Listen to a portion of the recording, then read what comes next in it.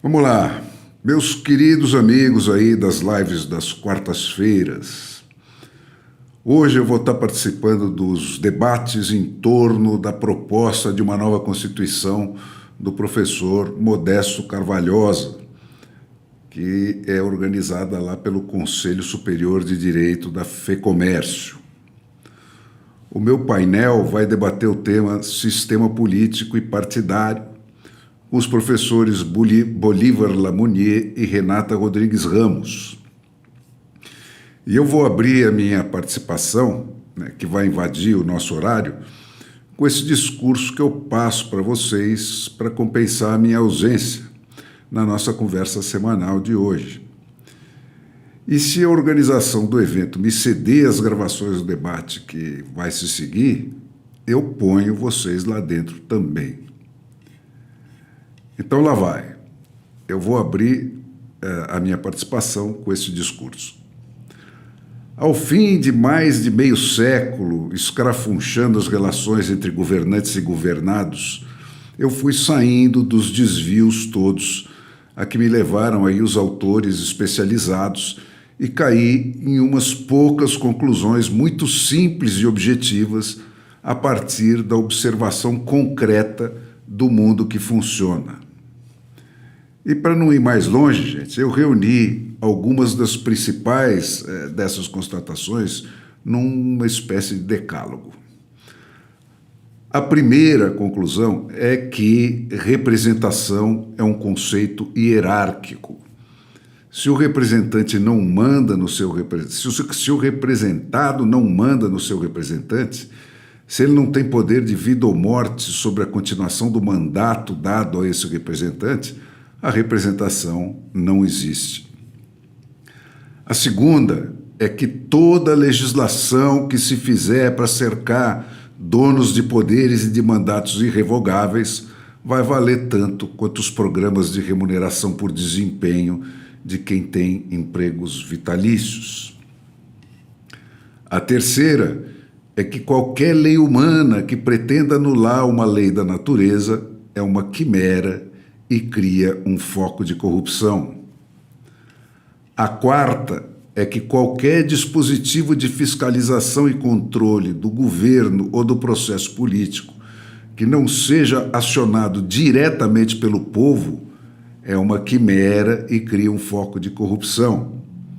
Acaba fatalmente no para os amigos tudo, para os inimigos a lei em que nós temos vivido desde sempre.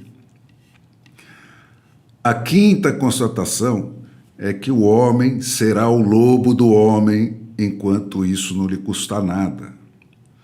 Virtude, gente, é algo tão extraordinariamente raro de se manifestar espontaneamente, que quando isso acontece, nasce uma religião para venerar o virtuoso. Assim como as más fazem proliferar o vício, as boas leis impostas por uma boa polícia é que são as parteiras da democratização da virtude. A sexta é que é absolutamente verdadeira a afirmação de que todo poder, seja poder político, seja poder econômico, corrompe e o poder absoluto corrompe absolutamente. A sétima é que o homem trabalha para quem tem o poder de demiti-lo e porque ele tem o poder de demiti-lo. O resto, gente, é poesia ou é mentira. E como Brasília é um dos últimos territórios livres de patrões de todo o universo, a democracia brasileira não vai ser inaugurada até que nós ponhamos um patrão naquela alegre confraria.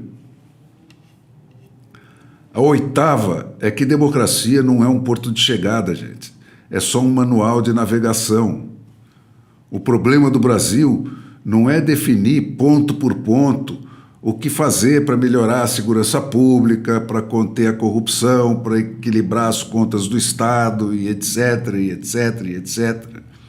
É o povo não ter instrumentos para obrigar os políticos a fazerem, em cada um desses campos, o que todo mundo sabe que precisa ser feito. O que a democracia define, gente, é quem deve ter a última palavra sobre tudo e não como cada coisa deve ser. A nona conclusão é que, como diz a etimologia da palavra democracia, ela existe onde o povo manda no governo e não existe onde o governo manda no povo. E a décima, que é a mais otimista de todas, me diz que não são mais que seis as invenções humanas que se provaram eficientes para os propósitos de dividir o poder a ponto de torná-lo menos corrosivo e dar para o povo condições de mandar efetivamente no governo, que passaram no teste concreto da aprovação pelo uso.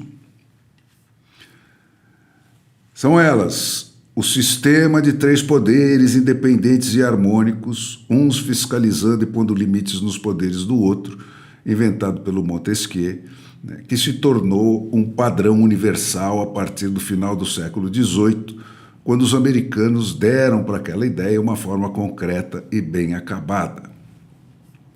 Essa é a número 1. As 3 seguintes são invenções dos suíços, o único povo que nunca teve um rei, e é o titular da democracia mais antiga ainda viva, que tem pouco mais de 700 anos de idade. São eles os direitos de retomada de mandatos por iniciativa popular a qualquer momento, o famoso recall, o direito de propor e impor leis aos legislativos por iniciativa popular, o direito de desafiar as leis dos legislativos a referendos por iniciativa popular.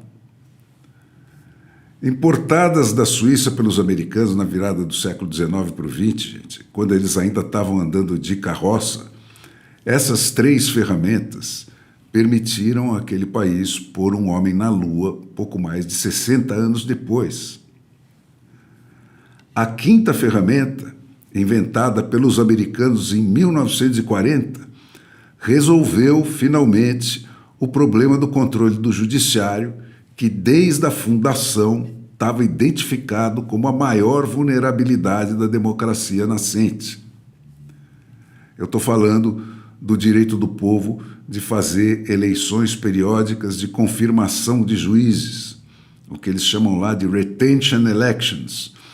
A cada 4 anos aparecem na cédula da eleição geral os nomes de todos os juízes cujas comarcas se sobrepõem a cada distrito eleitoral, com a pergunta: o juiz fulano de tal permanece juiz por mais 4 anos? Sim ou não? E quem tomar um não vai ter que mudar de profissão. E a 6ª invenção, e a mais antiga de todas, gente, é o sistema de eleições por voto distrital puro, que é filho do mais puro senso comum, né? E é o único sistema que permite uma identificação perfeita e aferível entre cada representante eleito e o conjunto dos seus representados, um por um, né? Sem esse sistema, não é possível operar as ferramentas que eu acabei de enumerar de um modo transparente e legítimo. E a isso, gente, se resume o que existe de prático na luta multimilenar da humanidade contra a opressão. E de maneira nenhuma pode-se dizer que isso é pouco. O Brasil, gente, saltou o século XVIII das revoluções democráticas. O último movimento inspirado na democracia .3, que é a americana, entre nós, foi o do Tiradentes. Logo na sequência, nós fomos arrancados da maré montante democrática que varreu a Europa pela invasão da corte portuguesa. E também a República nasceu golpeada pelo positivismo lá em 1889. E poucos momentos ela teve de aproximação com a verdadeira desde então. Mesmo assim, aos trancos e barrancos, nós entramos no século XXI, quase conseguindo avançar até o século XX. Nós tínhamos uma versão defeituosa do modelo do Montesquieu e a muralha da censura mais inexpugnável da história do Ocidente, que nunca tinha tido uma brecha por aqui em 516 anos, estava sendo rompida pela internet. E aí o impossível aconteceu, gente. Caiu um governo do PT por violar a lei com uso exclusivo de expedientes democráticos. E pela primeira vez na nossa história, ricos podres e ladrões poderosos foram parar na cadeia. O milagre foi tão grande, gente, que eu cheguei a sonhar que tudo o que nos faltava eram as 6 ferramentas que põem o poder de fato nas mãos do povo, né, para a gente ingressar de uma vez por todas na modernidade. Ilusão de noiva. A resposta da hegemonia ameaçada, né, e que nunca antes tinha sido ameaçada, foi feroz. E nós fomos remetidos a chutes e pontapés de volta para o século XVII. Não existe mais nem a nossa versão torta do modelo do Montesquieu. Nós voltamos para o absolutismo monárquico. O poder executivo, que era o único eleito diretamente pelo povo, sem falcatruas matemáticas, está acuado pelo STF. Os únicos representantes direta e legitimamente escolhidos pelo povo, de presidente a governador, hoje podem ser escorraçados sem nenhuma cerimônia, como nós vimos vendo desde a pandemia e acabamos de confirmar de novo no Rio Grande do Sul. O Judiciário e o Ministério Público estão anulados e placidamente conformados com a sua própria anulação. Eles se deixam docemente constranger ao silêncio em troca da salvaguarda dos seus privilégiozinhos materiais. Mas o legislativo, gente, ainda se arrasta.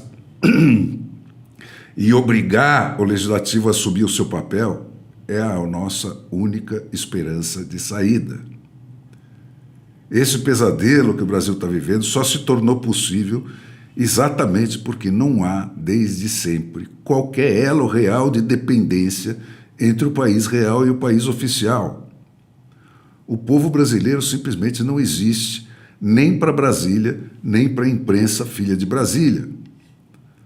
O que nós chamávamos de democracia brasileira era o conjunto de privilégios e garantias que a classe média não meritocrática, que é basicamente a que é criada e sustentada pelo Estado, se atribuiu a si mesmo em 1988. E a classe média meritocrática apenas foi tolerada na carona dessas garantias, mas não como titular dos privilégios que a outra se outorgou. E agora, encolhida e empobrecida pela sustentação dos privilégios da outra, ela foi expulsa dessa boleia sem a menor cerimônia. Surpresa e desorientada, essa classe média não sabe por onde começar uma reação.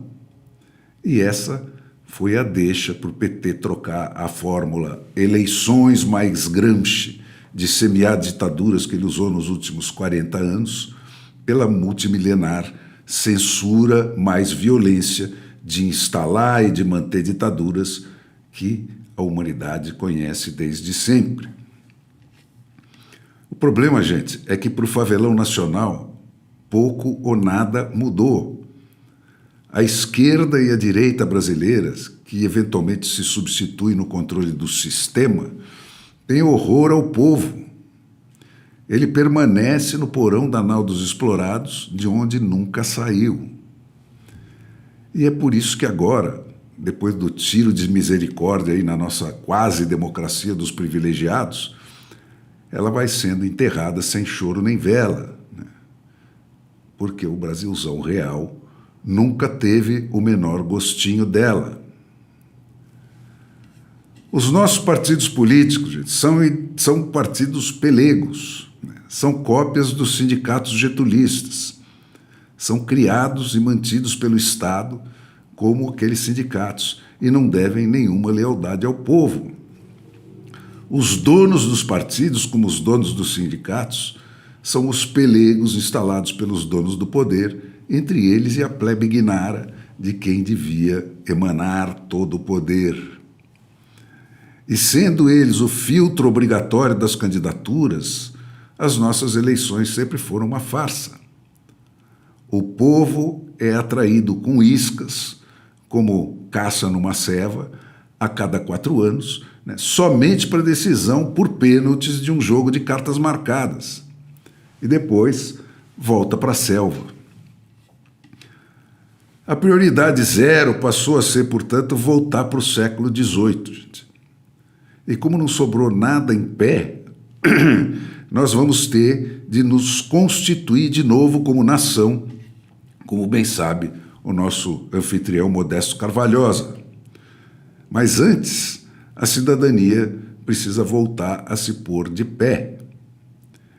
E para a cidadania se levantar do chão, é preciso reconstituir o sistema de 3 poderes.